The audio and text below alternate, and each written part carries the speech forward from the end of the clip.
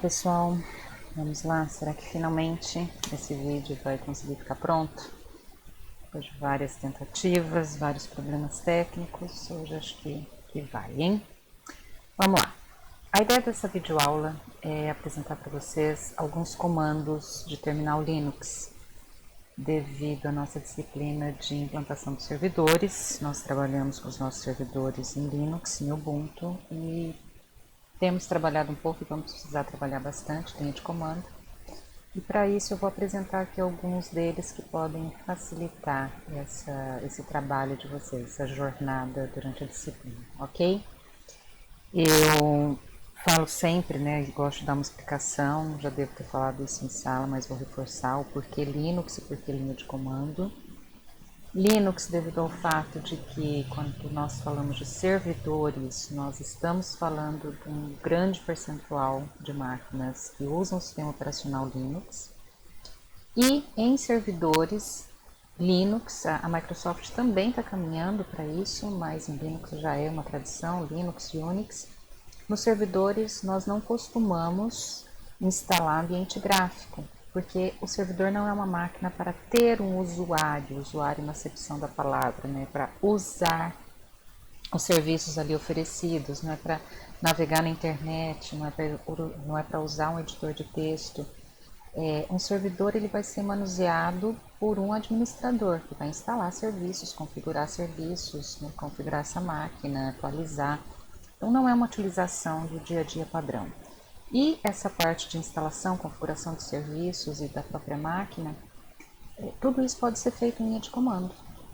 E outro fato é que quando nós estamos dando manutenção, nós somos responsáveis por um servidor, não é incomum também acontecer de nós estarmos longe dele fisicamente e precisar dar esse suporte.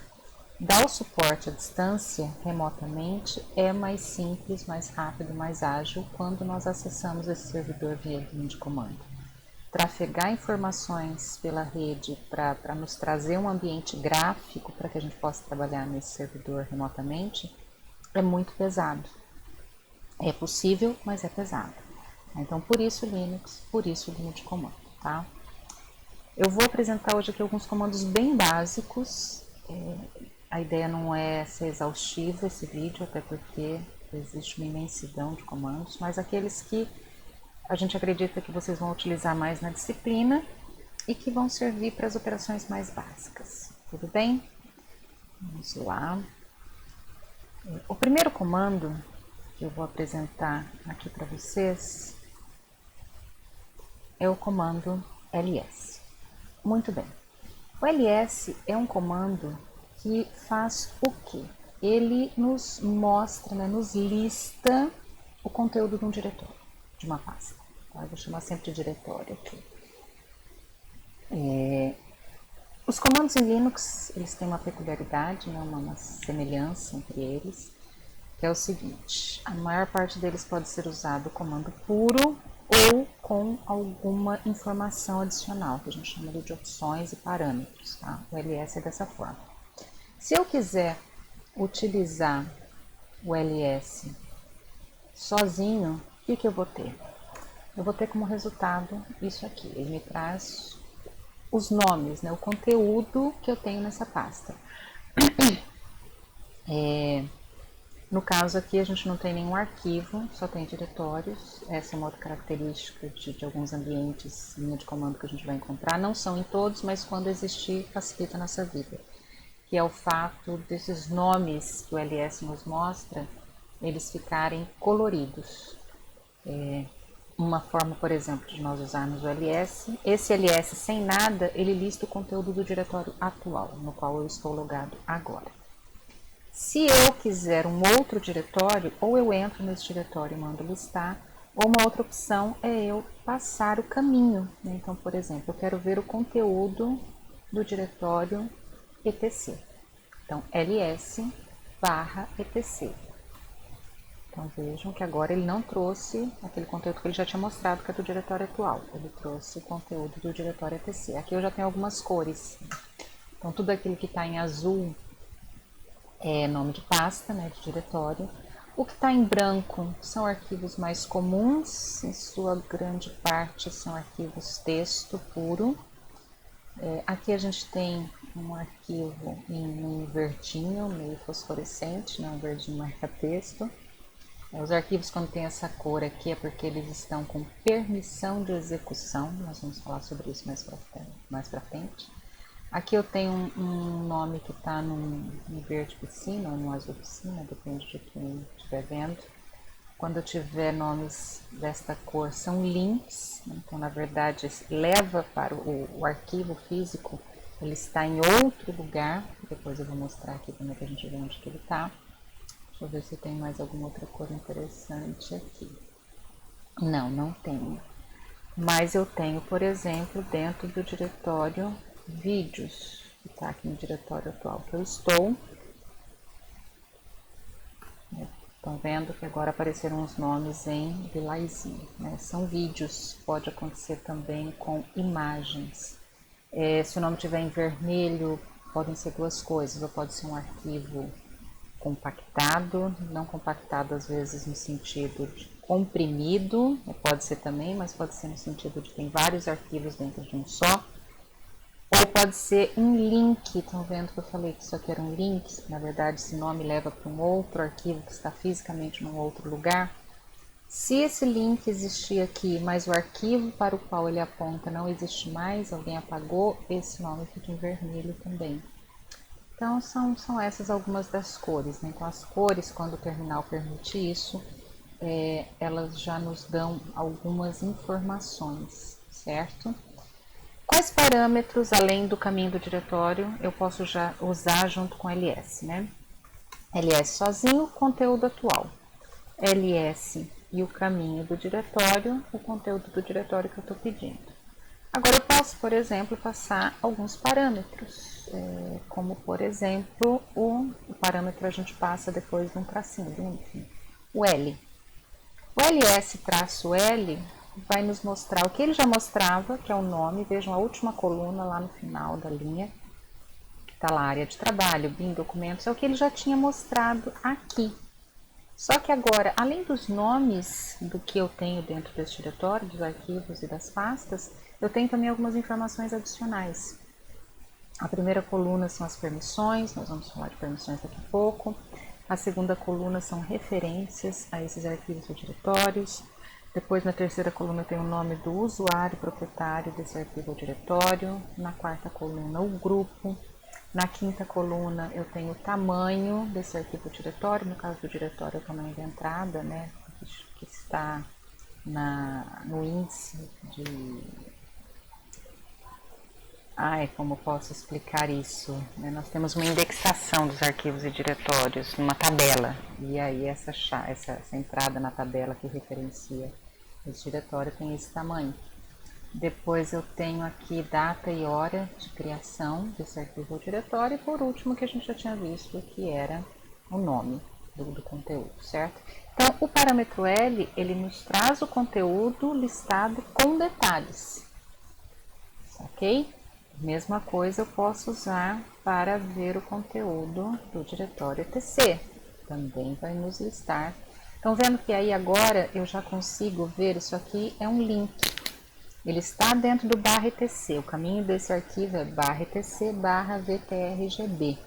Mas na realidade ele aponta para um arquivo que é o etc, né? Alternatives VTRGB. O arquivo é esse, mas ele não está diretamente no /etc, ele está dentro de outro diretório, que é o Alternatives. Tinha um outro link aqui, ó, resolve.conf. Ponto é o diretório anterior. Então, esse arquivo que está dentro do /etc, esse resolve.conf, na verdade ele está, sobe um arquivo, eu volto para a raiz. Ele está no /ram, /systemd, /resolve, stubresolve.conf. Tá? Então, este arquivo aqui aponta para este aqui. Tudo bem? Então, esse é um outro parâmetro que eu posso utilizar. Vejam aqui na quinta coluna, onde eu tenho o tamanho da entrada, né, do diretório, ou então o tamanho do arquivo, é um número, né, em bytes. Uma outra coisa, um outro parâmetro que eu posso utilizar juntamente aqui com L para exibir o conteúdo é o H. que vai nos transformar esses números de bytes para outras grandezas mais facilmente entendíveis, né, pela gente. Por exemplo, 4K, que é o tamanho da entrada do diretório que eu tinha falado. 755 bytes, aqui não tem o K, então é um arquivo bem pequeno mesmo. Dentro do barra ETC a gente não tem arquivos muito grandes, então nós não vamos ver transformações assim para mega, para gigabyte, mas é isso que ele faria, o H. Traz aquele valor para um número mais próximo do nosso entendimento. Então, essa é uma das formas de se utilizar, né, o LS. O objetivo dele vai ser sempre esse, tá? Listar conteúdo de um diretório. A forma como ele vai listar que vai depender do que a gente vai passar junto com ele. Ele é sozinho, só os nomes do que está no diretório onde nós estamos atualmente. Se eu passar parâmetros e caminho de outros diretórios, eu vou mudando esse comportamento, tá? Então, isso aqui. No mais informações, depois eu vou disponibilizar esse PDF na área de material de vocês. Aqui em mais informações eu tenho um link que vai levar para o site do guia Foca Linux. E ele traz bastante informações sobre os comandos, não só sobre os comandos, sobre serviços, sobre o próprio Linux. É um site muito antigo, se não me engano, desde 99. Está sendo sempre melhorado, aperfeiçoado. A grande vantagem dele é que ele traz as informações em português. Eu vou mostrar a seguir aqui um comando com o qual a gente consegue descobrir os parâmetros, as opções, as formas de utilização de um determinado comando, só que ele vai trazer tudo isso para a gente em inglês.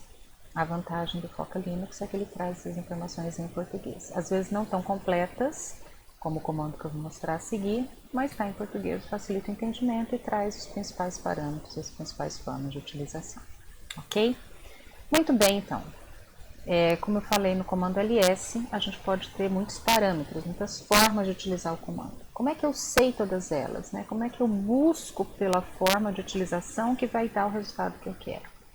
Uma das maneiras é esta aqui, utilizar o man. O man é um comando e ele é utilizado junto com outro comando. Então vejam aqui na utilização, eu digito man, mais o comando sobre o qual eu quero ter maiores informações. Então, por exemplo, vamos supor que eu queira saber quais são os parâmetros, como que eu posso utilizar o ls. Então, eu digito man ls. E ele vai me trazer aqui, mas estão vendo que está tudo em inglês? Então, name ali primeiro, ls, lista conteúdo de diretório.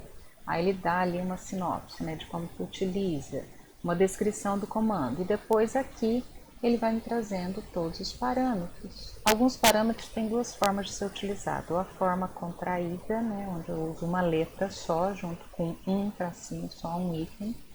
Ou então a forma por extenso. Quando eu for usar a forma por extenso, eu tenho que usar dois tracinhos, tá vendo? E é tudo junto, não tem espaço. Então, se eu digito ls espaço traço a ou ls espaço traço all, o resultado vai ser o mesmo, ok? Vejam que o Linux ele é case sensitivo, então eu tenho um parâmetro como B minúsculo e ter outro como B maiúsculo, faz sentido, né? Eles dão resultados diferentes. E aqui eu vou lendo. Por exemplo, né, se eu quiser listar o diretório mesmo, né? E aí ele vai me trazer as informações do diretório, não o conteúdo do diretório. Eu tenho que usar o traço D. Tá? Deixa eu abrir uma outra aba aqui para mostrar para vocês qual que é a diferença.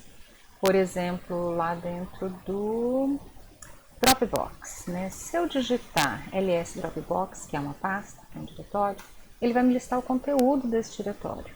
Mas se eu quiser saber as informações do diretório Dropbox, não o conteúdo desse diretório, aí eu tenho que usar o traço D e Dropbox, né? Ali ele está listando só o nome com detalhes, lembram que eu preciso passar, e eu vou juntando, né? Vou vendo os parâmetros que dão aquele resultado que eu quero e posso ir juntando mais de um. Então aqui pronto, ó, eu sei quais são as permissões, quem é o usuário proprietário, grupo, data de criação do diretório em si e não do conteúdo dele, tá? Então é isso que o traço D faz. E aí aqui tem várias explicações. A gente vê esse conteúdo com um editorzinho de texto. Posso dando setinha para baixo e o Enter e a seta para baixo vai atualizando linha a linha, ou eu vou apertando a barra de espaço e ele renova uma página inteira. Para sair, aperto Q e pronto, voltamos aqui para o nosso terminal. Tá? Então aí temos mais um comando que é o man. Ele vai trazer as informações, pelo menos os comandos básicos internos que a gente utiliza, muito útil.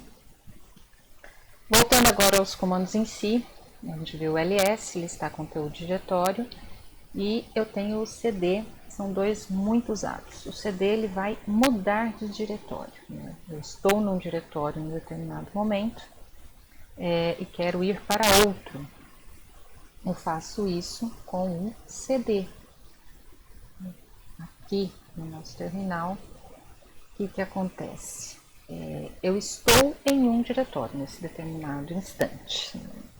Como é que eu sei em que diretório eu estou? Tem uma informaçãozinha aqui entre os dois pontos e o cifrão que nos fala isso. Só que quando aparece o tio, é uma forma sintetizada, é um apelido para esse diretório onde eu estou neste momento, tá? Quando eu tiver ali, só que tudo, esse conjunto todo de informações se chama prompt, né? Quando eu estiver aqui no prompt e tiver o tio, isso quer dizer que eu estou dentro do diretório home do usuário que está logado. Quem que é o usuário que está logado nesse momento? É o usuário Cristiane, é o que aparece aqui antes do arroba. O arroba, que em inglês é at, que é uma partícula que em inglês designa estar em algum lugar, né? At school, né? Na escola. Então, ele designa que esse usuário Cristiane está logado em uma determinada máquina. O nome desta máquina é Vidovix.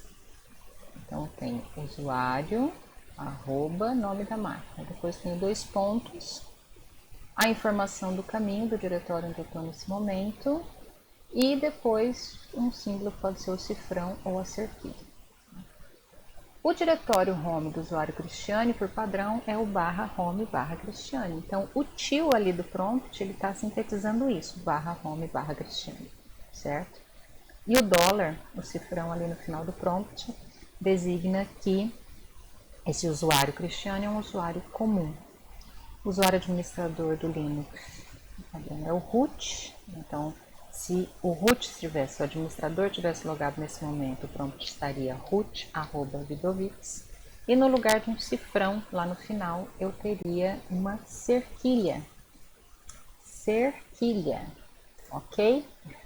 Então o prompt seria um pouquinho diferente. Aí eu estou então no meu /home /Cristiane. O ls eu usei para listar o conteúdo do diretório etc. Mas vamos supor que eu quisesse ir lá nesse diretório para fazer uma busca. Então eu digitaria, vou digitar cd/etc. E aí a gente entra numa outra questão que a gente não pode esquecer, que são os caminhos absolutos e os caminhos relativos, tá? O caminho é como eu informo em que local do disco que está um arquivo ou um diretório. O caminho relativo, ele trata o caminho desse arquivo ou diretório a partir de onde eu estou. No caso aqui seria o /home /Cristiane. Então, se dentro do /home /Cristiane eu tivesse um diretório etc, eu digitaria somente cd etc. Tá? Vou digitar aqui, vai dar um erro. Por quê? Porque dentro do diretório /home /Cristiane eu não tenho um diretório etc, então eu não consigo entrar nele, certo? Então, eu preciso dar o caminho do diretório todo a partir da raiz para eu chegar nele. Então, a raiz é o barra, que é lá o nível mais alto do caminho. E ali eu vou construir. No caso do etc, ele já está direto na raiz, eu só digito então cd espaço /etc, dou enter. Estão vendo aqui que o prompt mudou? Agora não tem mais um tio, tem um /etc, que é o caminho do diretório onde eu estou agora. Se eu digitar agora somente ls, não preciso digitar ls/etc, porque eu já estou no /etc, ele vai me trazer o conteúdo do /etc. Ok? O cd é um comando que a gente costuma utilizar de forma bem simples, né, nesse estilo, cd e o caminho do diretório no qual eu quero entrar, não tem muito segredo. mas a gente tem alguns atalhos, né, que a gente pode utilizar para fazer algumas coisas. Por exemplo, se eu digitar CD sozinho sem nada e der Enter, eu volto para o meu diretório Home. Se eu digitar CD e traço, eu volto para o diretório onde eu estava antes. Tá? Não é o diretório anterior, o diretório podia estar em qualquer lugar do disco. Se eu digitasse CD traço, ele voltaria para lá. Não precisa digitar o caminho completo e não é o diretório anterior. O diretório anterior é o acima do que eu estou no momento, não é isso que ele faz. O que volta para o diretório acima, um diretório, é o ponto, não é dois pontos. Dois pontos é em cima ou embaixo. CD espaço ponto. Esse ponto é o apelido para o diretório anterior. Vejam bem, estou dentro do ETC. Qual que é o diretório superior a ele, o anterior? É a raiz direto. Então, se eu digitar cd ponto, eu venho para a raiz. Eu estou na barra agora direto. Ok? Então, cd, sem nada, vou para o meu diretório home. Cd, traço, volto. Onde que eu estava antes? Na raiz. Voltei para lá. E o cd ponto, volto para o diretório. Volto para o diretório anterior. Que no caso aqui eu não tenho. Eu vou continuar na raiz, porque a raiz é o diretório mais alto que eu tenho.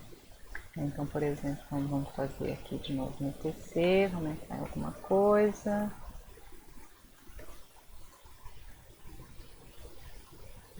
Mint, pouquinha coisa. Né, ó, tô dentro do barra ETC, barra Linux Mint. Se eu digitar cd espaço ponto, eu volto um diretório, então eu vou para o ETC. Tudo bem? Então vamos lá, mais um comando que nós vimos. Então vimos o cd, vimos o man e vimos o ls, ok? Aqui tem um link para mais informações sobre o cd. Agora vamos falar sobre o pwd. O pwd ele mostra o nome e o caminho do diretório atual. Qual que é a importância dele? É que nem sempre, tá? Todas essas coisas que eu estou mostrando para vocês nesse nosso terminal, não é garantia que vocês vão chegar no servidor e isso vai acontecer. Não é garantia que eu vou ter um terminal colorido que nos mostre já algumas informações. Não é garantia que eu vou ter um prompt que me dá o caminho do diretório onde eu estou agora, que me dá o nome do usuário que está logado. Pode ser que eu chegue numa máquina, como já aconteceu comigo, e tinha no prompt algo parecido com isso aqui só. Eu só tinha um símbolo. Quando eu estava logado como root era uma cerquilha, quando eu estava logado como usuário comum era um cifrão. Eu não tinha mais nada, não tinha nome do usuário, não tinha nome da máquina, não tinha caminho do diretório onde eu estava no momento, eu não tinha essas informações no prompt. E isso é configurável, a gente consegue mudar, certo? Por padrão, o bash, que é o terminal que a gente está usando aqui, no Mint, ele traz isso dessa forma. Podia ser diferente? Podia. Pode estar dessa forma, a gente pode mudar? Podemos também, certo?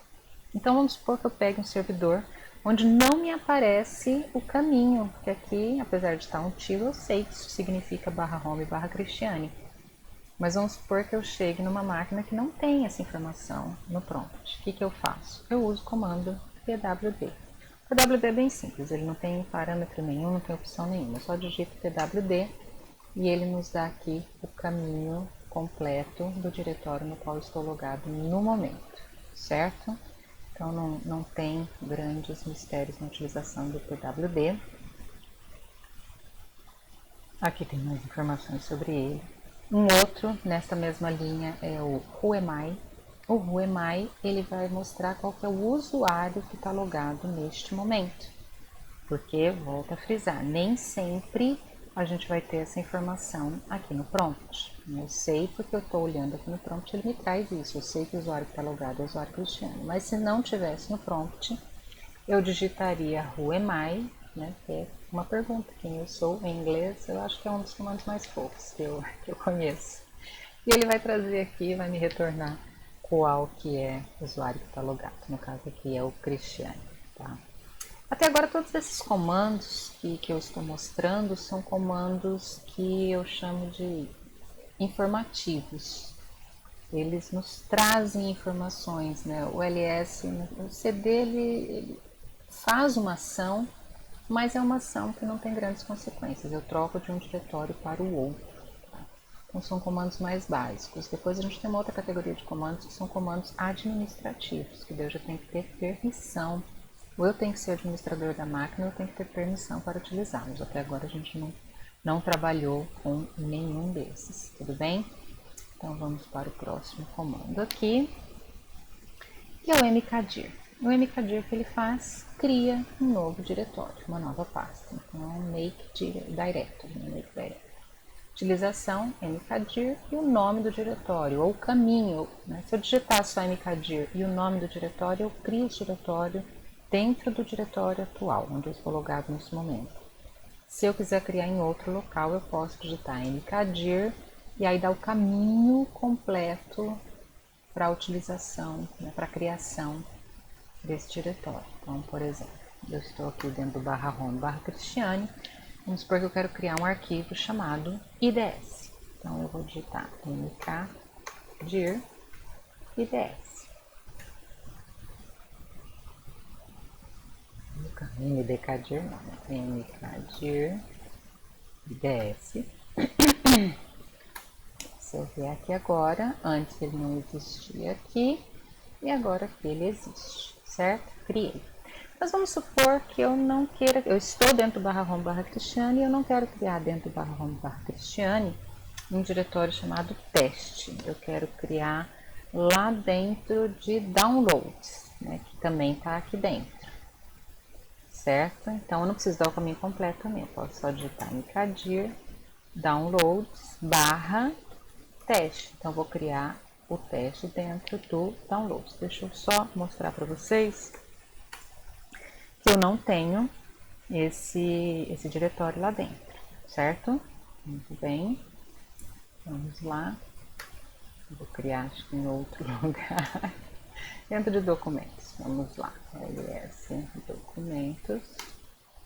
Não tenho nada dentro de documentos, fica mais fácil de visualizar, tá? Vou criar, então, em documentos, um diretório chamado teste. Se eu der agora ls documentos, eu tenho um diretório teste lá dentro, ok? Lembrando que o mkdir, ele precisa, para eu criar um diretório, já é um comando que eu posso quase que enquadrar como administrativa, que eu não estou fazendo grandes modificações no sistema, mas posso fazer com ele, certo? Então o mkdir, ele é um comando que, para eu criar diretórios dentro do meu /home, né? Então do /home/Cristiane para dentro, o usuário Cristiane pode criar diretórios onde bem entender. Se eu sair do /home/Cristiane, aí não é em todo lugar que eu tenho permissão para isso, ok? Isso faz bastante diferença, porque, por exemplo, se eu quiser criar esse diretório teste aqui na raiz e digitar, né, mkdir teste, ele vai dar permissão negada. Estou tentando criar um diretório na raiz. Mexer na raiz do sistema é mais complicado. Então, só o administrador ou o usuário que tem permissões administrativas pode fazer isso. Tudo bem? Vamos lá. Então, o mkdir ele não tem grandes complicações, mas o detalhe a ser lembrado é esse, né? Eu preciso poder criar diretório onde eu estou tentando criar, certo? Seguindo a mesma linha, eu tenho o rmdir. O mkdir cria um diretório, o rmdir, o papel dele é apagar um diretório. Eu vou mostrar ele a nível de curiosidade, mas a gente não vai utilizá-lo no dia a dia para apagar diretórios. Eu vou explicar aqui para vocês o porquê, certo? Então vamos aqui. Eu criei aqui em documentos o diretório teste. Lembram-se? Tem aqui teste. O que tem dentro de teste? Não tem nada. Então eu consigo usar o rmdir nesse diretório. Então, se digitar ls agora, ele sumiu. Tudo bem? Tudo bem. Então ele cumpre o que ele promete. Mas a gente criou esse outro diretório aqui, que é o IDS, tá? E eu vou criar um teste agora aqui dentro. Agora tem essa estrutura, barra home, barra Cristiane, barra IDS, barra teste. Vou voltar aqui no meu diretório superior, o IDS está aqui. Se eu quiser apagar agora esse IDS, ele não vai deixar, porque o diretório não está vazio. Tá? Então, o RMDIR ele tem esse porém. Ele remove, ele apaga diretórios, mas desde que esse diretório não esteja vazio. Então, veja bem, às vezes eu tenho diretórios dentro de diretórios, né, cada diretório com seus arquivos, eu tenho uma estrutura bem complexa e eu tenho que vir apagando lá do final para dentro. É meio improdutivo, né? Eu tenho que entrar aqui no IDS e daí removo o teste, só consigo remover porque ele está vazio, aí volto e daí sim eu apago o IDS. Não faz muito sentido isso, tá? Então, apesar de nós termos o RMDIR... Oxe Maria, calma lá, eu não gravei nada. Vamos voltar aqui, vou fazer tudo de novo, porque eu não vou editar esse vídeo depois, tá? Veja bem, vou criar de novo aqui o IDS, né? E vou criar dentro de documentos o teste. Se eu entrar aqui em documentos, como eu falei para vocês, né, eu consigo remover esse teste, certo? Porque ele estava vazio. Vou voltar agora e mostrar o que eu tinha falado para vocês. Dentro do diretório IDS eu não tenho nada, eu conseguiria apagar, então eu vou entrar lá, vou criar um teste. Agora eu tenho o diretório teste aqui dentro, vou voltar e vou tentar apagar o IDS. Ele não vai deixar, então eu teria que vir aqui dentro de IDS, remover o diretório teste, subir e daí sim remover o diretório IDS, aí ele deixaria, tá? Então, concluindo, nós não vamos utilizar o RMDIR no dia a dia para apagar diretórios, nós vamos usar um outro comando, mas fica aqui a demonstração, né, para vocês que existe um comando para isso, mas ele não é muito prático, certo? Então nós vamos usar o RM. O RM, ele em princípio é para apagar arquivos, só que a gente vai utilizar ele também junto com parâmetros que ele permite, nós vamos utilizá-lo também para apagar diretórios, tá? Então RM, o parâmetro que eu quiser aqui, o nome do arquivo, ou no caso o diretório que a gente vai apagar, ok? Então vamos lá. Como é que isso funciona? Se eu quiser, novamente, vou frisar isso, se eu quiser saber todos os parâmetros que eu posso usar com RM, eu venho aqui, dou um man.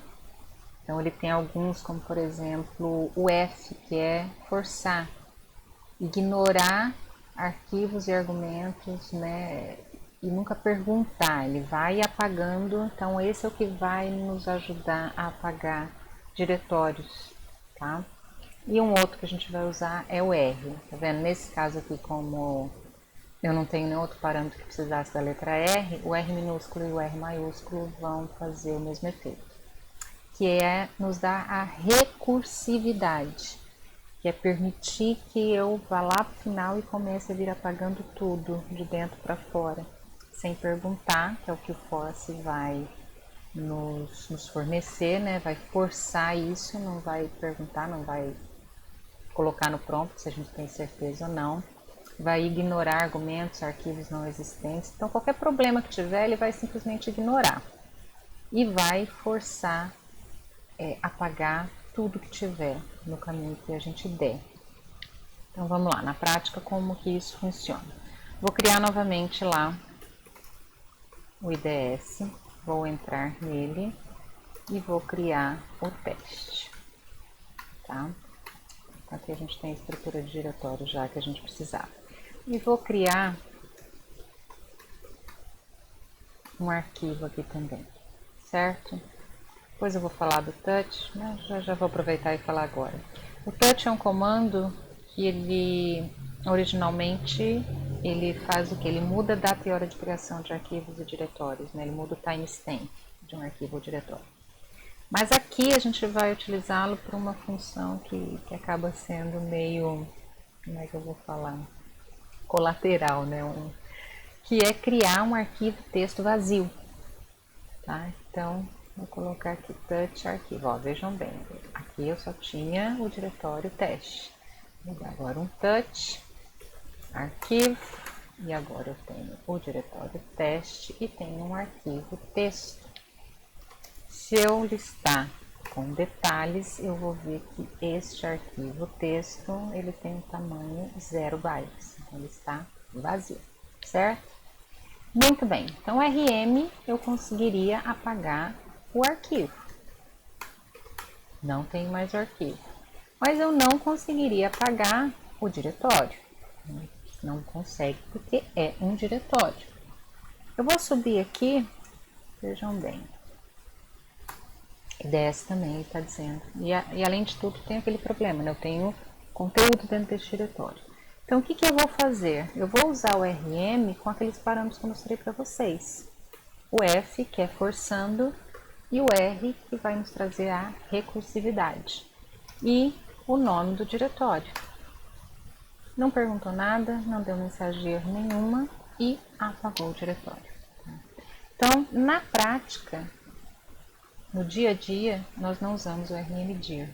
A gente usa o RM, que serviria em princípio só para apagar arquivos, para apagar arquivos e diretórios. Tudo bem? O CP é um comando que copia arquivos e diretórios, mantendo o original. Assim como a gente utiliza o CP, né, o Ctrl C do dia a dia, é o que ele faz. Então, vamos lá. Vou criar aqui de novo o IDS, certo?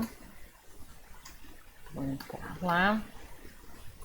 E vou criar de novo nosso diretório teste. Caminho completo.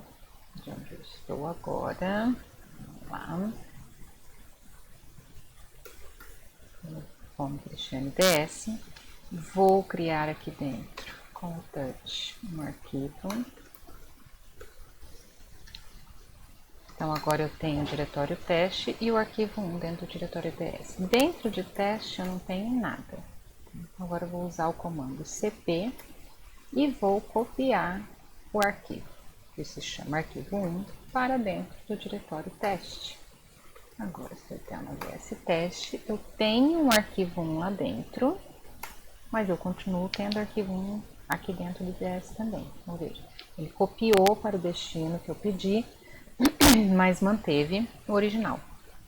Funciona da mesma forma para arquivos, para diretórios, tá? Então, veja bem, no diretório /home/Cristiane eu não tenho um diretório teste. Eu posso copiar o diretório teste para lá. Oi. Calma lá. O diretório tem que usar o traço R. Então, agora eu tenho lá na raiz o teste, né? Eu tenho que usar o R, que também no CP ele representa recursividade, porque o comando copiar entende o quê? Que se eu estou copiando um diretório, eu não quero copiar só o nome do diretório de algum lugar, eu quero copiar o diretório e o seu conteúdo, certo? Então, eu preciso do traço R. Então, ele funciona para arquivos e diretórios. Eu dou CP, a origem, o que eu quero copiar e o caminho de destino para onde eu quero copiar. Ok? Muito bem. Na mesma linha, eu tenho o MV, que é o mover, seria o nosso Ctrl X. Só que qual que é a diferença dele, né? Assim como no Ctrl X também, ele move o arquivo ou o diretório. Então, ele não mantém a origem vai sumir. Vamos lá, uma demonstração disso. Eu tenho aqui, vamos apagar aqui Vamos criar um outro. Criar um arquivo 2 agora aqui dentro. Então, eu tenho dentro do IDS o arquivo 1 e o arquivo 2, e dentro de teste eu só tenho o arquivo 1.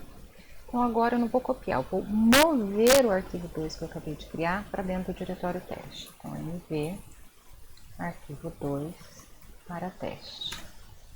Então, vejam bem,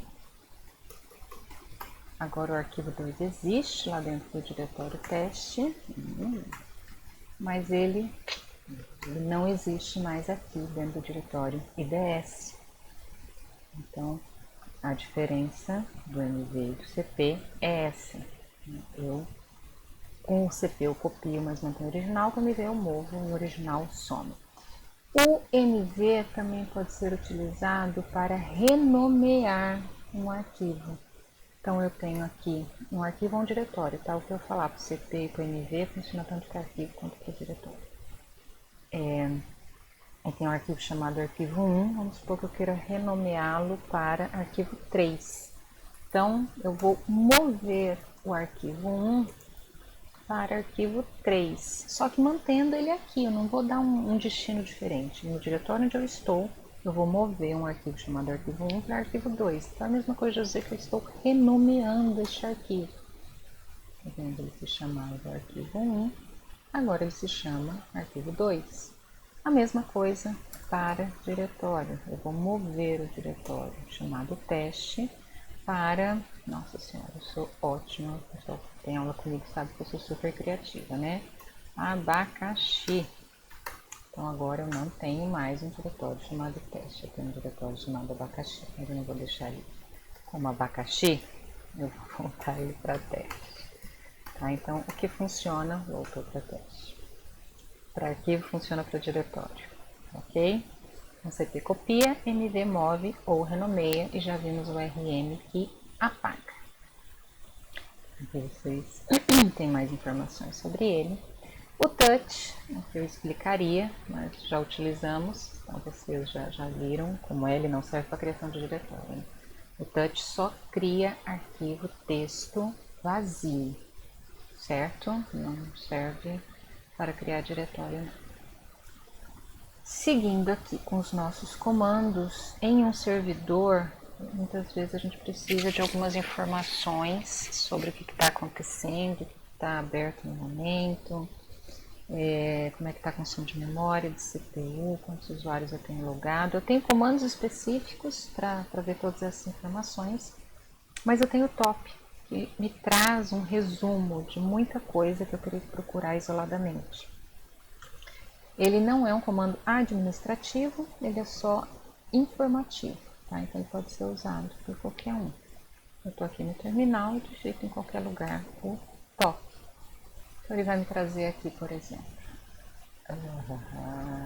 fica quietinho aqui. Que horas são, né? Há quanto tempo essa máquina está ligada, quantos usuários estão logados neste momento, aqui user. Qual que é a taxa de sobrecarga desta máquina, ideal que esses números sejam números bem baixos, se estiver abaixo de 0 ainda melhor. Vejam que o meu aqui não está, isso eu não tenho quase nada a ver. Bom, só estou com o programa de gravar a tela e o terminal e o PDF aberto nessa máquina, né? Mas ela é uma máquina muito fraca, então ela fica meio sobrecarregada mesmo. Quantas tarefas que eu tenho rodando, quantas estão em execução, quantas estão dormindo, se tem algum processo zumbi, a gente vai falar de processo daqui a pouco. Quanto que está o consumo de CPU, como está o consumo de memória. Aqui nessa primeira linha é memória RAM, memória física, e aqui na outra linha de baixo eu tenho a memória swap, que é aquela memória virtual, né, memória auxiliar que a gente cria para quando eu tiver com uma utilização grande da memória física, o sistema operacional ter esse local para trabalhar. Vejam que eu já estou usando uma máquina comum minha, no outro computador que eu tenho, eu sempre olho, eu nunca estou usando a área de swap. Mas aqui eu estou com uma utilização grande, eu tenho pouca memória nessa máquina, então eu também estou usando um pouco da área de swap. E aqui dessa linha onde está escrito PID aqui para baixo, daqui para cá, eu tenho informações a respeito. São os top 15 ou top 20 processos. Vou só dar uma olhada ali, o quanto couber na tela, né, dependendo da máquina. Na primeira coluna eu tenho o Process ID, né, a identificação desse processo, que o usuário que startou esse processo, depois qual que é a prioridade dele, o que mais que eu tenho aqui de interessante, qual que é o status dele, que é esse S aqui, se ele está rodando, se ele está parado, se ele é um processo zumbi, quanto de utilização da CPU, olha, veja só, o OBS está usando 155% do meu processador, quer dizer, é ele que está causando toda essa sobrecarga aqui, tá? Não usa tanta memória, mas em compensação o processador ele utiliza bastante. Há quanto tempo e qual que é o comando que startou esse processo. Então o top ele nos traz essas informações e nos dá algumas pistas do que pode estar acontecendo. Então, por exemplo, aqui eu estou vendo que eu estou com a minha máquina sobrecarregada, quanto maior for esse número, mais lenta ela vai ficando, até poder chegar um momento em que ela para de responder. E aqui eu descubro quem são esses culpados, né? No meu caso aqui não é nenhum mistério, nenhuma surpresa, eu sabia que o OBS ia sobrecarregar, inclusive essa máquina não estava nem rodando, estava cheia de problemas, ontem à noite que eu consegui botar ela para funcionar novamente. A minha outra máquina que eu teria um hardware melhor, o som eu não consigo gravar, então se eu juntar as duas nesse momento não está dando uma, mas tudo bem, a gente vai dando um jeitinho, certo? Então o top é isso, em trazer essas informações sobre memória, sobre processamento, sobre processos, né? Eu consigo ter aqui um painel com um resumo de várias coisas. Para eu sair daqui é só digitar a letra Q e aí eu volto para o prompt, certo? Muito bem, continuando aqui, o PS, já que eu falei no top, né? Talvez devesse ter falado até antes, eu falei dos processos.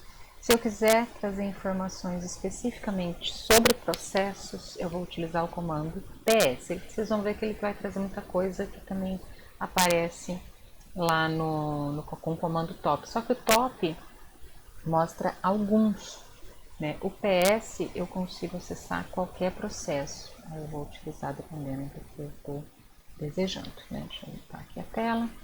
Vou voltar aqui no diretório raiz, meu prompt ficar bonitinho. Então, ó, PS, se eu digitar ele sem nada, o que ele vai me trazer? Ele vai trazer os processos que foram gerados neste terminal aqui que eu estou logado nesse momento. O que eu gerei? Que processos que eu iniciei nesse terminal? Não estou falando nem desse, estou falando somente desse aqui, né? Onde eu estou trabalhando nesse momento. O próprio terminal em si, ele é o contentor de tudo. Eu digitei agora há pouco aqui PS. O PS consegue captar o próprio processo dele. Não tive mais nem outro processo startado por esse terminal, então não tem informações mais nenhuma. Aí, novamente, se eu quiser saber como que eu trabalho com PS, eu venho aqui, dou uma nele. Vocês vão ver que o PS tem uma série de parâmetros. O PS ele é originado de uma linha de sistema que não precisa do tracinho, então eu posso usar os parâmetros com traço ou sem traço, tá? Isso acontece com o PS, não acontece com todos os comandos. Então, não dá tempo aqui, esse vídeo vai ficar comprido, vai ficar grande demais, não vou explicar parâmetro por parâmetro o que o PS faz, mas vou digitar aqui os parâmetros que costumam ser mais utilizados quando eu quero trabalhar com o PS, né, os processos de uma forma bem abrangente. O parâmetro X, U e A, ele vai me trazer todos os processos startados por todos os usuários com detalhes, startados em qualquer terminal. Então vejam bem, eu tenho uma quantidade grande aqui, né? Ó, comecei aqui, eu tenho a primeira coluna, o usuário que startou, qual que é a identificação desse processo, quanto de CPU que está consumindo, quanto de memória. VSZ, não vou lembrar em qual terminal foi startado, aqui o status dele, quando que iniciou, quanto tempo e o comando que startou, certo? Vejo que eu tenho uma enormidade de comandos, de processos, certo? Então aqui sim eu consigo acessar todo e qualquer processo que eu quiser, ter informação sobre ele, ok? Tem alguns outros comandos que a gente trabalha, vocês viram que é muita informação que ele traz. Eu posso estar procurando uma informação específica, eu tenho como filtrar isso. Mas eu vou falar disso daqui a pouco, quando eu for tratar de outros comandos, que eu vou tratar em conjunto com o PS Shua, para exemplificar para vocês. Por enquanto, guardem isso. Se eu quiser acessar os processos de uma forma bem abrangente, eu tenho o comando para isso, que é o PS, e os parâmetros XUA, né, o Shua, que nos ajudam a trazer as informações bem completas. Então vamos lá, vou pegar o gancho do PS e vou falar para vocês sobre o grep. O grep é um comando que procura por uma sequência de caracteres, normalmente dentro de algum arquivo, mas ele também pode procurar por essa sequência de caracteres na saída de outro comando. O que isso quer dizer?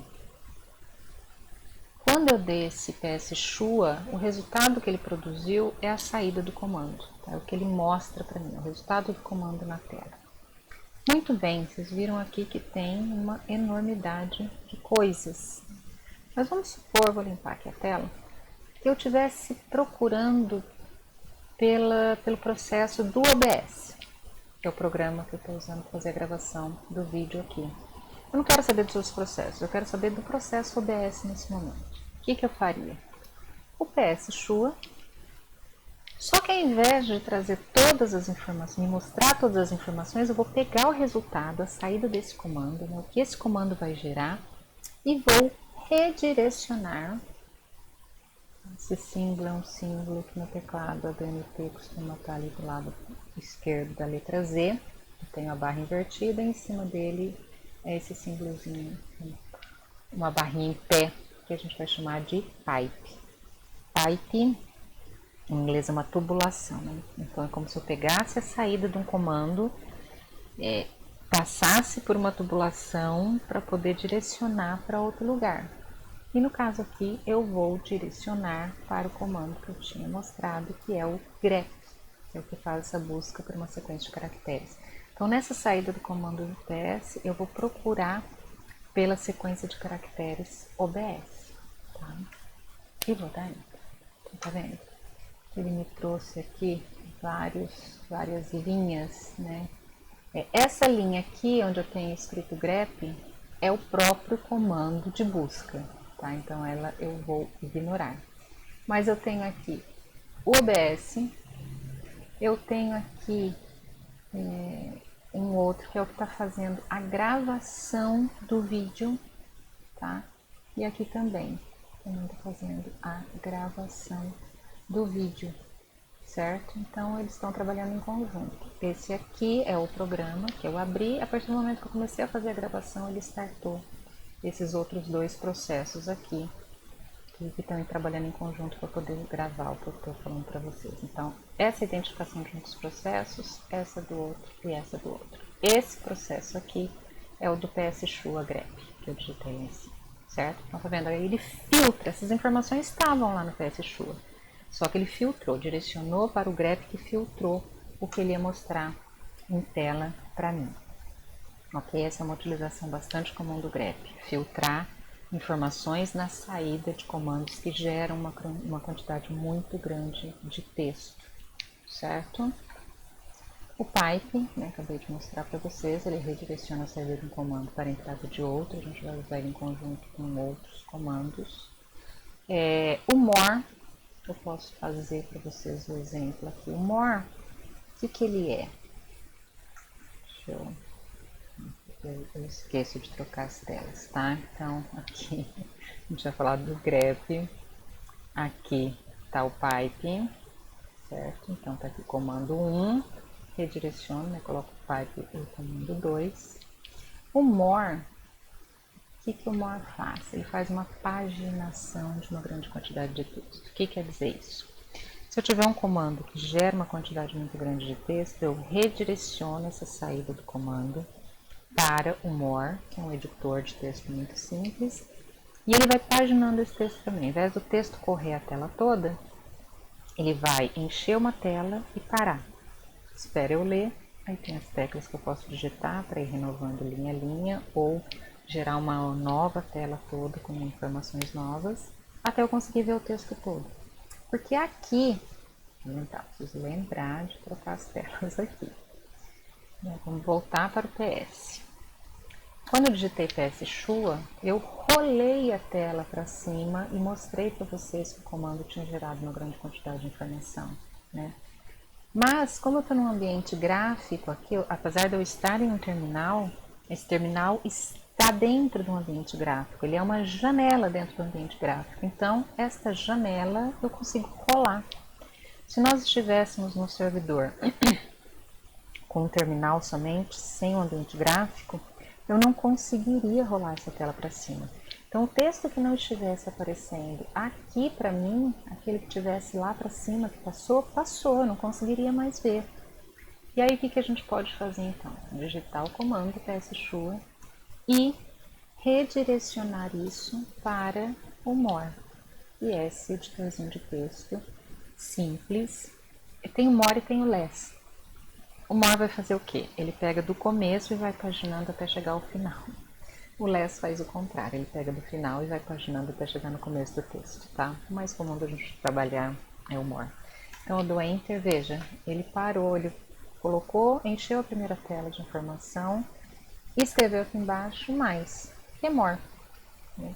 E aí ele espera. Se eu digitar, vejam bem, a última linha aqui que eu tenho é do processo cripto, certo? Se eu der Enter, veja, o cripto está aqui, eu adicionei mais uma linha nova. Então, se eu for dando Enter, eu vou adicionando uma linha de cada vez. Se eu digitar a barra de espaço, vejam que o último era o MD aqui. Cadê o MD? Sumiu, ele está na primeira linha lá, depois desse EDA folder aqui. Então, com a barra de espaço eu vou paginando, página a página. Com o Enter eu vou renovando linha a linha. Aí eu escolho a forma que mais se adequar ali para o que eu estiver fazendo, tá? Assim como o PS Shua, outros comandos podem gerar uma quantidade muito grande de informação, ou então, para um texto mesmo. Eu vou mostrar o conteúdo de um arquivo texto, não abrir o arquivo para editar, tá? A gente já trabalhou com o Edit, mas não estou falando do Edit, o VI, olha no DOS. Não é abrir com o VI para trabalhar, tem um comando que a gente mostra conteúdo, não vou falar dele agora, mas é o cat. Eu consigo mostrar o conteúdo de um arquivo na tela. E às vezes é um arquivo muito grande, é a mesma coisa. Se eu der um cat nesse arquivo e mandar mostrar o conteúdo, vai rolar a tela toda. Eu posso redirecionar essa saída para o more. Então, todo comando que gerar uma quantidade muito grande de texto, eu posso redirecionar essa saída para o more e ir vendo com calma, aos poucos. Tudo bem? Vamos lá, lembrando de colocar os slides. Ó, sempre com o link aqui de mais informações. E aí, quase finalizando, eu vou entrar agora em alguns comandos administrativos, tá? Vou falar só de 3 deles, que são os que a gente vai utilizar mais. O primeiro deles é o sudo. O sudo é um comando que permite que eu execute outros comandos com permissões administrativas, né? Como se eu fosse o root, ok? Em algumas situações a gente vai precisar disso. Só que o usuário, eu só tenho 2 tipos de usuário, tá? No Linux. Ou eu sou o root, eu sou o administrador, ou eu sou um usuário comum. Só que aí eu consigo pegar esse usuário comum e colocar ele dentro de um grupo que consegue executar o comando sudo. Então eu passo a ter um usuário com permissões administrativas, tá? O usuário que tem permissão de executar o sudo, ele consegue executar praticamente todos os comandos como se ele fosse o root. Eu já encontrei algumas situações em que não era permitido, mas raríssimas, tanto que eu nem consigo me lembrar de uma corriqueira assim para exemplificar para vocês. No caso do Debian e as distribuições derivadas dele, né, o Mint, o Ubuntu, Quando nós estamos fazendo a instalação da máquina, tanto eu estou falando de desktop e de servidores, o usuário que é criado, porque daí no momento de instalação da máquina, ele pede para que um usuário seja criado. Esse usuário que é criado no momento da instalação da máquina, ele é um usuário que fica com poderes administrativos. Então, automaticamente, ele já é colocado dentro desse grupo que pode executar o sudo. Mas nem todas as distribuições são assim, tá? Por exemplo, eu já trabalhei bastante com o Slack, o Slackware. O Slackware, no momento da instalação da máquina, ele pede a senha do root, coisa que, perdão, o Ubuntu, o Mint e o Debian não fazem, né? Eles criam uma senha seguríssima para o root e a gente nem sabe essa senha. Tudo que a gente vai fazer, a gente executa com sudo. Mas no Slack não. No Slack a gente dá uma senha para o root no momento da instalação do servidor, da máquina, seja o que for. E aí depois que eu tenho que criar um usuário comum e dar permissões administrativas para ele, o root que vai fazer isso depois da instalação. No caso do Ubuntu, do Debian, do Mint, não. Ele pede o nome de um usuário no momento da formatação, da instalação da máquina, e aquele usuário passa a ser um usuário administrativo. Então, se ele quiser criar outros usuários, ele cria. Se ele quiser dar essa permissão para outros usuários, ele dá. Não precisa ser o root, ok? Como que a gente utiliza isso? Muito bem. Voltar para o terminal. Lembra que eu falei para vocês, dei o exemplo. Se eu quisesse, eu estou na raiz agora, pwd na raiz. Eu, como usuário Cristiane, quisesse criar um diretório teste aqui, eu não conseguiria. Permissão negada porque eu não tenho permissão. Eu, Cristiane, de criar um diretório aqui. Eu precisava ser o root. Mas eu posso, com o comando sudo, fazer isso. E aí como é que funciona? O comando para criação de diretório seria o mkdir teste. É só colocar o sudo antes. Então, sudo mkdir teste, enter, ele vai pedir a senha do meu usuário Cristiane e não do root, tá? E aí, tcharam, tem um usuário teste. Mas vejam bem, o usuário proprietário dele e o grupo não são Cristiane. Cristiane que criou, mas como eu criei com o sudo, quem tem permissão, quem tem propriedade sobre esse diretório é o usuário root, porque eu criei esse diretório como se eu fosse o usuário root. Entenderam? Aqui nós dois exemplos de link que a gente tem. Esse aqui é um exemplo de um diretório. Ele está com essa tarja. Quando eu seleciono ele fica em preto escrito em verde, mas na realidade ele tem uma tarja verde no diretório. Isso aqui é um diretório, tá? Daqui a pouco a gente vai aprender a identificar sem ser pelas cores. Quando eu tiver um diretório que está com essa tarja verde assim, quer dizer que ele é um diretório que qualquer um pode fazer qualquer coisa nele. Se vocês tiverem um prompt que fica colorido, der um ls e tiver um diretório que está dessa forma, que não seja TNT, se preocupem com isso, tá? Nós já vamos falar mais detalhes a respeito. Bom, o comando sudo não tem muita complicação, ele é usado junto com outros comandos, o que ele faz é isso. Então, dá permissão para que eu que eu execute comandos como se eu fosse usuário root. Então, quando a gente for fazer alguma ação que não teríamos permissão para, e a gente precisa, né, lógico, temos que ter esse cuidado, mas o sistema operacional subentende que o usuário que é o administrador da máquina, que é o usuário da instalação, da criação da máquina, ele sabe o que está fazendo, certo? Então vamos tomar cuidado com o sudo aí. Próximo comando, que é um comando administrativo também, é o chown, change owner, mudar o proprietário. Por padrão, ele serve para mudar o proprietário de um arquivo ou diretório, tá?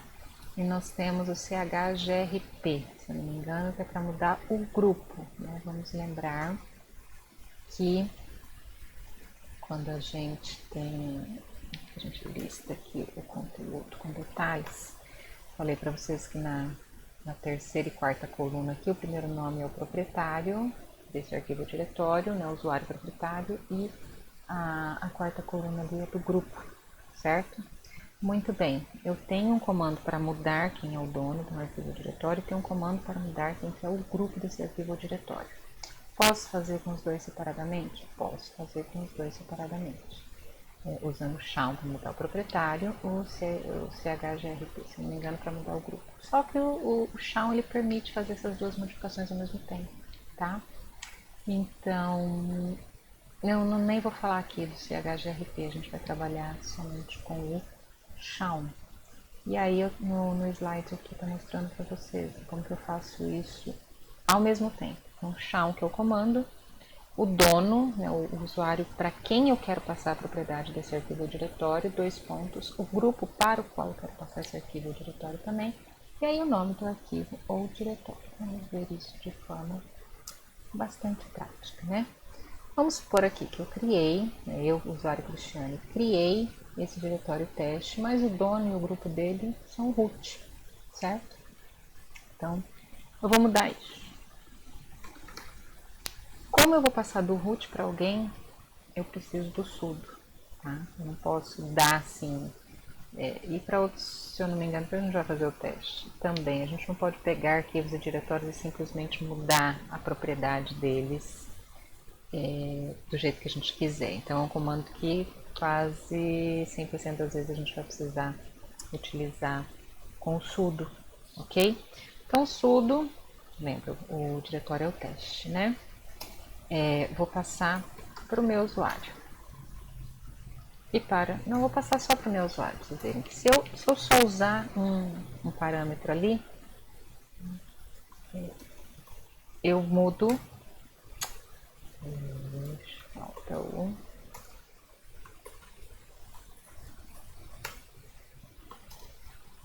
se eu só usar um parâmetro, eu mudo só o proprietário, o usuário proprietário, mas o grupo continua sendo root, certo? Muito bem, vamos voltar.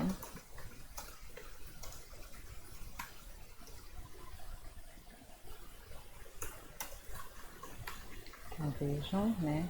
O root e root. Eu vou mudar agora os dois ao mesmo tempo, tá? O dono e o grupo. Então, sudo chão, vou mudar o dono para Cristiane, dois pontos, e o grupo para Cristiane também. De quem que eu vou mudar? Eu não posso esquecer disso, tá? Do diretório teste. E agora, então, ao invés de ser root é Cristiane, tá? Se eu quiser mudar só o grupo, eu tenho um artifício para não precisar usar também o CHGRP. Eu mantenho, por exemplo, eu quero passar o grupo, ele está Cristiane. Eu quero deixar o usuário Cristiane e quero mudar o grupo para root. É bastante simples também. Sudo chão, deixo o usuário aqui e mudo só o grupo. Tá? Então, continuo usando o chão para mudar somente o grupo. Então, como ele tem essa versatilidade, a gente nem utiliza o comando específico de modificação de grupo. A gente usa só o shell mesmo, que é a modificação do proprietário, para fazer as duas coisas, tá? Ou as duas ao mesmo tempo, ou somente uma delas. Tudo bem? Vamos lá, então, para o último comando. Nossa, esse vídeo está enorme, sinto muito. Vamos ter que ir vendo a prestação. Vou marcando aí onde vocês pararam. Mas é o último, que é o chmod. Tá? O chmod ele muda permissões de um arquivo ou diretório. Antes de eu continuar mostrando algumas informações aqui a respeito dele, vamos voltar aqui. O que são as permissões? São essas letrinhas aqui do começo que eu falei para vocês que a gente ia depois falar com mais detalhes sobre essas. Então eu tenho um diretório chamado teste e quando eu dou um ls aqui para listar as informações desse diretório com detalhes, né, não só o nome, aparece e isso serve para tudo, tá? Tanto para arquivo quanto para diretórios, né? Eu tenho arquivos, e aqui eu tenho arquivo, aqui eu tenho diretórios, e estão vendo que a primeira coluna é igual para elas, né? São as permissões desses arquivos e diretórios. Muito bem. No caso aqui da raiz eu não tenho nenhum arquivo puro, mas vou criar aqui, tá? Sudo touch aula TXT. Muito bem. Pronto, agora eu tenho um arquivo texto aqui. Então eu tenho um arquivo, tenho um diretório, tenho um link. Isso vai exemplificar. Lembra que eu falei que nem sempre o terminal nos traz essas informações coloridinhas, né? Eu sei que o que está escrito em branco é um arquivo comum, o que está nesse tom de azul é um diretório, o que está nesse tom de azul esverdeado ou verde azulado é um link. E assim como eu tenho outras colorações. Mas se eu não tiver, se tiver tudo escrito em branco, eu venho aqui no conjunto de permissões. As permissões especificamente são essas três últimas letras aqui, esses três últimos caracteres. O primeiro caractere me diz que tipo de objeto que é esse. Se for um texto simples, comum, eu vou ter um tracinho, tá vendo? O primeiro caractere aqui da coluna é um traço. Se for um diretório, eu tenho um D. Aqui o primeiro elemento aqui das permissões. O restante são permissões, o D quer dizer que isso é um diretório. E se for um link, o primeiro caractere que eu tenho aqui, difícil selecionar ele, é um L de link. Tá? Então pode ser um arquivo, um diretório ou um link. O primeiro tracinho, né, o primeiro caractere nos diz isso. E depois eu tenho 9 caracteres que a gente vai analisar de 3 em 3, que são os conjuntos de permissões. Certo? Muito bem. Então, o chmod, como que eu trabalho com ele no chmod, quais são as permissões, e o arquivo ou diretório ao qual eu quero aplicar essas permissões. Muito bem. Quanto aos tipos de permissões, nós temos 3 permissões. Permissão de leitura, de escrita e de execução. Que lá nas permissões, né, quando a gente for listar, vão aparecer como letra R, W e X. Vou voltar aqui para vocês identificarem. Se eu vier aqui, vejam bem que eu tenho RWX, R''X, R''X, mas é isso. O R quer dizer read, leitura, o W, write, escrita, e o X, execution, execução. Muito bem. Quanto aos tipos de permissões, são essas 3 que a gente tem, certo? Como é que eu mudo isso? Eu posso mudar isso de 2 formas. Tá. Quanto aos tipos, são leituras, leitura, execução e escrita. E quanto aos elementos aos quais essas permissões se aplicam, eu tenho o dono, o grupo e os outros, certo? Quem são os outros? Todo mundo que não é nem o dono, nem está no grupo. Vamos voltar aqui e tentar exemplificar. Então, eu falei para vocês, eu tenho 9 caracteres aqui que a gente vai analisar de 3 em 3. Ó. Cada 3 caracteres eu vou ter esses elementos, RWX, RWX, RWX, certo?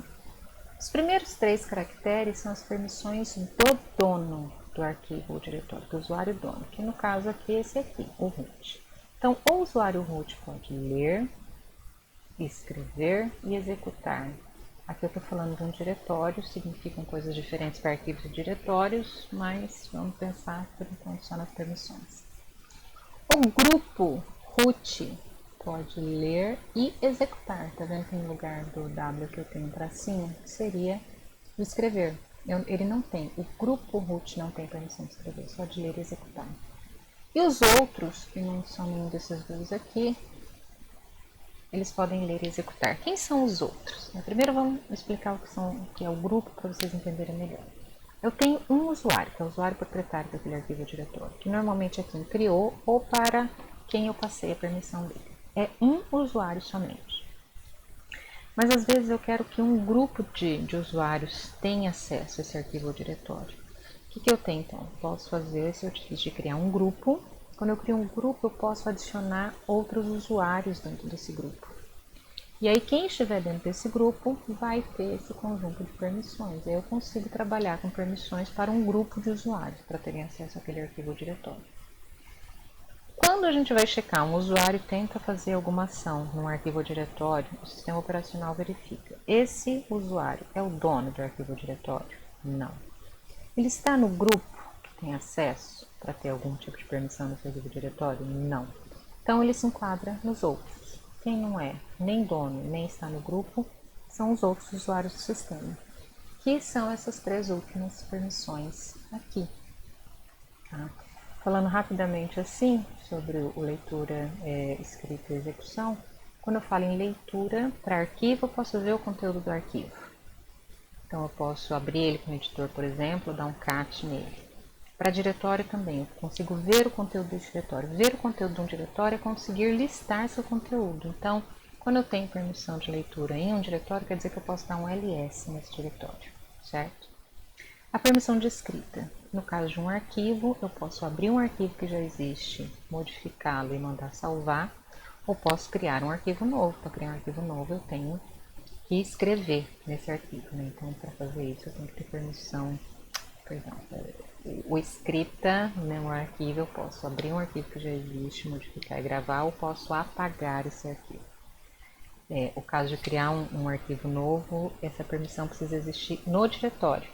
Então, aqui falando do diretório bin, se eu, usuária Cristiane, quisesse criar um arquivo novo lá dentro, ou um diretório novo lá dentro, eu precisaria ter permissão de escrita. Precisaria eu ser o dono, né, e ter permissão de escrita, ou precisaria estar no grupo e ter permissão de escrita, coisa que eu não tenho, então eu não vou conseguir. E no caso da execução, para arquivo, quando tem a permissão de execução, eu consigo executar esse arquivo.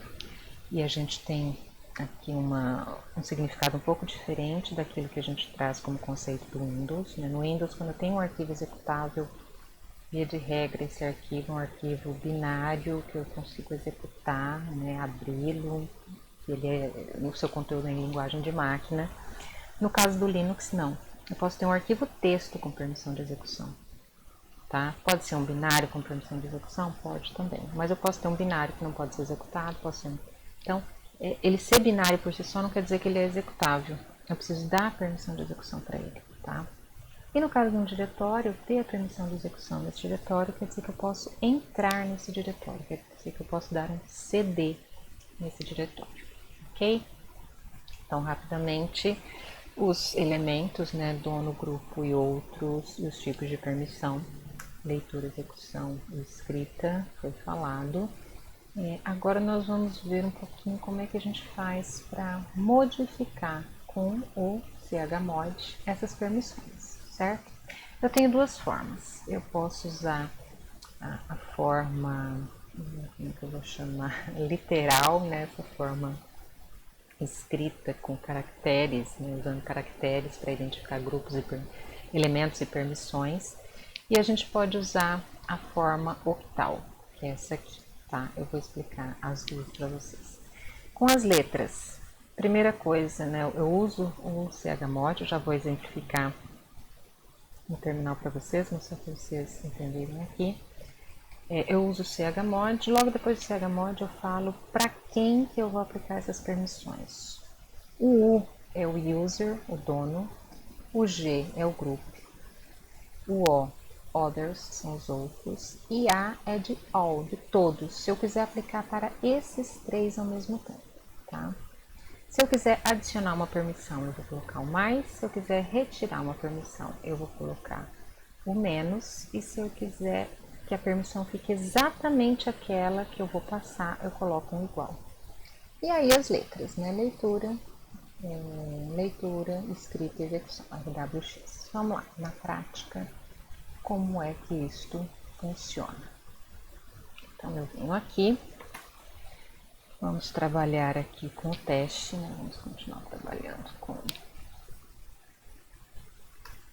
Vejam que o usuário Cristiane, que é o dono, tem permissão de leitura, escrita e execução. O grupo tem permissão de leitura e execução e os outros de leitura e execução. Vamos supor que eu queira adicionar para o grupo a permissão de escrita, que não existe. Então, como é que ficaria? Sudo, né, porque mudar a permissão é uma coisa administrativa, tá? A não ser que eu seja a dona. Mas aqui eu sou a dona, mas estou em um diretório onde não tem muitas permissões. Por via das dúvidas, nós vamos trabalhar com sudo aqui. Então, sudo, com quem? Para quem que eu quero aplicar essas permissões? Para o grupo. O que eu quero fazer? Eu quero adicionar, eu quero manter, ele tem permissão já de leitura e execução. Eu quero adicionar a permissão de escrita, então eu vou adicionar uma permissão mais. Vou adicionar para quem? Teclas digitadas acidentalmente. Que permissão que eu vou adicionar? A permissão de escrita. Em qual diretório que eu vou aplicar isso? Poderia ser um arquivo, tá? O funcionamento é o mesmo. Para, vai ter comando, né? chmod. Então, sudo chmod, grupo, adicionar leitura no diretório teste. Vamos ver como é que ficou. Olá, olha só, como não tinha essa permissão de escrita, agora eu tenho. Tá? A mesma coisa seria para tirar. O menos ele vai fazer isso também, ele vai manter o que eu não estou retirando. Então, se eu fosse retirar a permissão de escrita para o grupo e manter a de leitura e execução, seria sudo chmod menos w. Ele só tira a da escrita, mas mantém as outras, certo? Então, aí eu vou trabalhando com o G, o OG, o G, O e A, que é o usuário, o grupo, os outros e todos, o mais ou menos, adicionar ou retirar a leitura, escrita e execução, o RWX. Mas o que eu posso fazer também? Vejam que aqui eu tenho essas duas permissões aqui, do dono e do grupo, elas estão iguais. E a dos outros tem só leitura e execução. Supor que eu quisesse deixar todo mundo, todos, aí seria o A, né, de all. Todo mundo eu quero que fique só com permissão de leitura. Então, vocês estão vendo, é a mesma permissão para os três elementos, para o dono, para o grupo e para os outros. Então, vou achar o chmod, sudo chmod, todos, vou deixar igual a leitura no diretório teste. Então, veja, não importa o que tinha, ele deixou exatamente desta forma. Tudo bem? Então, vamos lá. Estamos chegando ao finalzinho já. Essa é uma das formas, né? A gente usa com as letras. E eu posso também, se vocês escutarem os gritos aí, meu marido que acabou de chegar no corredor falando bem alto, ignorem. Outra forma de fazer isso é através da forma octal, que a gente vai trabalhar com números. Estão vendo aqui 1, 2, o 4 e o 0, né? 1 é o valor da permissão de execução, 2 a permissão de leitura, de escrita, 4 a permissão de leitura e 0 é quando eu não tenho permissão. Tá? Trabalho um pouquinho diferente da forma, né, com caracteres. Eu acho mais simples, tá? Mas as duas têm o mesmo valor, trabalham da mesma forma. Eu estou apresentando as duas, vocês escolhem aquela que vocês mais se identificarem, certo? Vamos lá então, a gente está com permissão aqui só de leitura, tanto para o dono, para o grupo, quanto para os outros, nesse diretório teste. Vamos supor que eu queira voltar essas permissões iniciais aqui, ó. Eu tenho permissão de leitura, escrita e execução para o dono, leitura e execução para o grupo, leitura e execução para os outros, tá? Vejam que eu teria que pelo menos digitar o comando 2 vezes. Uma vez para setar as permissões do dono, e como a permissão do grupo e dos outros é a mesma, talvez eu conseguisse aqui. Como eu não uso muito, eu teria que fazer uns testes, né? Mas quando eu uso a forma octal, que é essa forma numérica, eu consigo já alinhar, ajustar as 3 permissões ao mesmo tempo. Mas eu vou ter que pensar nessa soma aqui. O número da permissão que eu vou dar para o dono, para o grupo e para os outros vai ser a soma das permissões que ele vai ter. Então, por exemplo, se a gente voltar lá, o dono tem as 3 permissões. Depois, o grupo e outros, só leitura e execução. Como que eu somaria isso? As 3 permissões eu somaria 4 mais 2 mais 1, dá 7. O grupo tem só permissão de leitura e execução. Leitura vale 4, execução vale 1. Soma as duas dá 5. E os outros é esse mesmo valor. Como que isso ficaria aqui? Novamente, sudo. O comando continua sendo chmod, é o mesmo. O conjunto de permissões que eu quero setar para o dono são todas, leitura, execução e escrita. Então, 4 mais 2 mais 1 dá 7. As permissões do grupo é leitura e execução, 4 mais 1, 5. E dos outros também leitura e execução, 4 mais 1, 5. Para quem que eu quero mudar isso? Para o teste. Vejam que as permissões estavam assim.